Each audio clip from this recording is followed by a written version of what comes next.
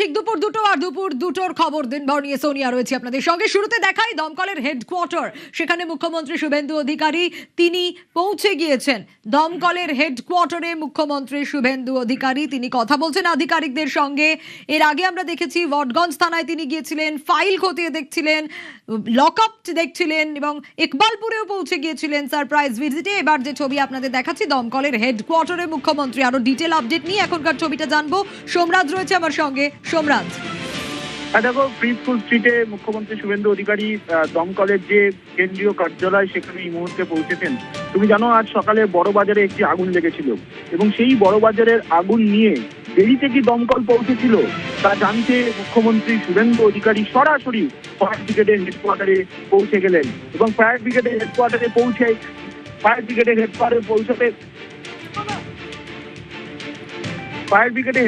পৌঁছে তিনি সরাসরি যারা কন্ট্রোল রুমে বসে থাকেন ফায়ার ব্রিগেডের হেডকোয়ার্টারে তাদের থেকে জেনে নিচ্ছেন এবং তিনি যেটা জানছেন যে একটি যদি কন্ট্রোল রুমে আগুন নিয়ে কোনো ফোন আসে তার রেসপন্স টাইম কতটা থাকে। মুখ্যমন্ত্রী শুভেন্দু অধিকারী তিনি সেটা জেনে নিচ্ছেন যে তার রেসপন্স টাইম কতটা থাকে সেটা তিনি জেনে নিচ্ছেন এবং সেটা জেনে নেওয়ার পরেই মুখ্যমন্ত্রী শুভেন্দু অধিকারী তারপর তিনি নির্দেশ দিচ্ছেন যে রেসপন্স টাইম নিয়ে আরো সতর্ক থাকতে হবে। এই নির্দেশ মুখ্যমন্ত্রী শুভেন্দু অধিকারী ইতিমধ্যেই দিয়েছেন দমকলের যিনি ডিজি অনুজ শর্মা এবং দমকল দপ্তরের যিনি সচিব খলিল আহমেদ তাদেরকে এই নির্দেশ দিচ্ছেন মুখ্যমন্ত্রী শুভেন্দু অধিকারী যে রেসপন্স টাইম আরো এগিয়ে আনতে হবে এবং বড়বাজারে যে আগুনটি লেগেছিল সেখানে রেসপন্স টাইম কতটা ছিল। মুখ্যমন্ত্রী শুভেন্দু অধিকারী কন্ট্রোল রুমের সেখানেই গেছেন যেখানে মূলত আগুন লাগলে ফোন আসে এবং সেখানেই মুখ্যমন্ত্রী শুভেন্দু অধিকারী থাকাকালীনই একটি ফোন আসলো এবং মুখ্যমন্ত্রী শুভেন্দু অধিকারী তিনি নিজে সেই ফোনটি ধরে জানতে চাইলেন যে কোথায় আগুন লেগেছে। শুধু তাই নয়, তিনি ফোন মারফত জেনে নিচ্ছিলেন যে এই যে আগুনটি লেগেছিল বড়বাজারে সেখানে ঠিক কি অভিযোগ উঠেছিল এবং শুধু তাই নয়, এছাড়াও এই ফায়ার ব্রিগেডের যে রেসপন্স টাইম অর্থাৎ একটি ফোন আসার পর কতক্ষণের মধ্যে দমকলের ইঞ্জিন পৌঁছায় সেই রেসপন্স টাইম তিনি জানছেন এবং শুধু তাই নয়, এই বিষয়ে কিছু গুরুত্বপূর্ণ নির্দেশ দমকলের ডিজি এবং দমকল দপ্তরের সচিবকে দিলেন মুখ্যমন্ত্রী শুভেন্দু অধিকারী।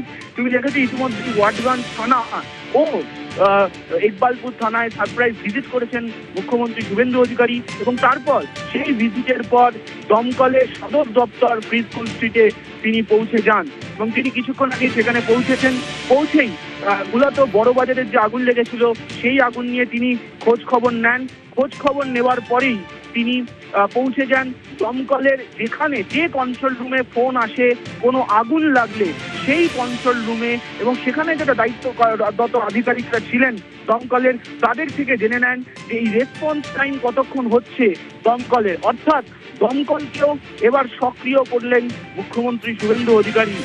প্রথমে পুলিশ কর্মীদের সক্রিয়, পুলিশ থানাগুলিকে সক্রিয়, আর এবার দমকলকে সক্রিয় করতে খোদ দমকলের হেডকোয়ার্টারেই পৌঁছে গিয়েছেন মুখ্যমন্ত্রী শুভেন্দু অধিকারী এবং তিনি কিছুক্ষণ আগেই পৌঁছে প্রথমত তিনি এই রেসপন্স টাইম নিয়েই বিশেষ গুরুত্ব দিতে বললেন এবং নির্দেশ দিলেন যাতে এই রেসপন্স টাইম আরো কমানো যায়।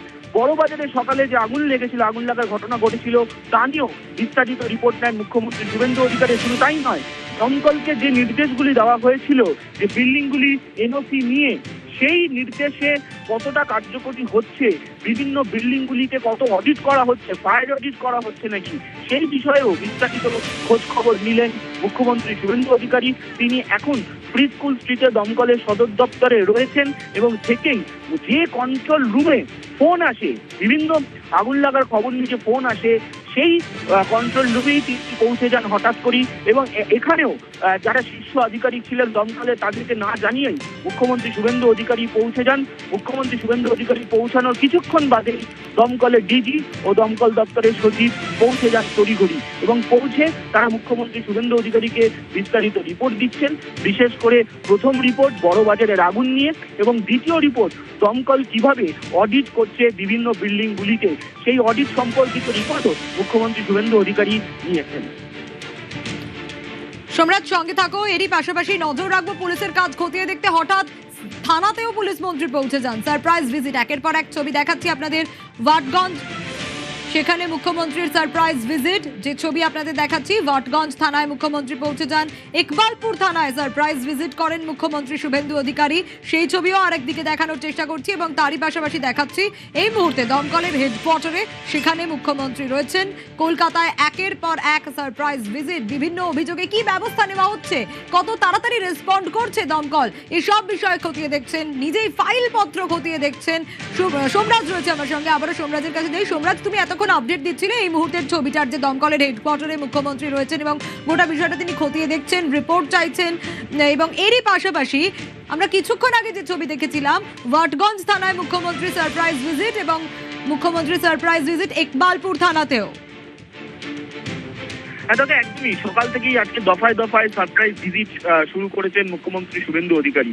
কিন্তু যেটা সব থেকে গুরুত্বপূর্ণ, কোনো শীর্ষ কর্তাদের না জানিয়েই মুখ্যমন্ত্রী শুভেন্দু অধিকারীর এই সারপ্রাইজ ভিজিট। প্রথমে আমরা দেখলাম যে আজকে ইকবালপুর থানায় মুখ্যমন্ত্রীর সারপ্রাইজ ভিজিট এবং সেখানে কর্তব্যরত পুলিশ কর্মীদের সঙ্গে আলোচনা করা এবং জেনে নেওয়া যে কি ধরনের অভিযোগ জমা পড়ছে, অভিযোগগুলির প্রেক্ষিতে কি পদক্ষেপ করছে পুলিশ, এমনকি মহিলা হেল্প ডেস্কে গিয়ে মহিলা হেল্প ডেস্কে থাকা যে রেজিস্টার বুক, সেই রেজিস্টার বুক খতিয়ে দেখা এবং সেখানে যে অভিযোগগুলি নথিবদ্ধ হয়েছে তার প্রেক্ষিতে কি পদক্ষেপ হয়েছে, রিয়াকশন টাইম কতক্ষণের পুলিশের, সেই বিষয় সম্পর্কে খোঁজ খবর নেওয়া, থানার ওসির থেকে বিস্তারিত রিপোর্ট নেওয়া। এবং তারপরই যেটা অত্যন্ত গুরুত্বপূর্ণ, যে দমকলের হেডকোয়ার্টারেও পৌঁছে গেলেন মুখ্যমন্ত্রী শুভেন্দু অধিকারী।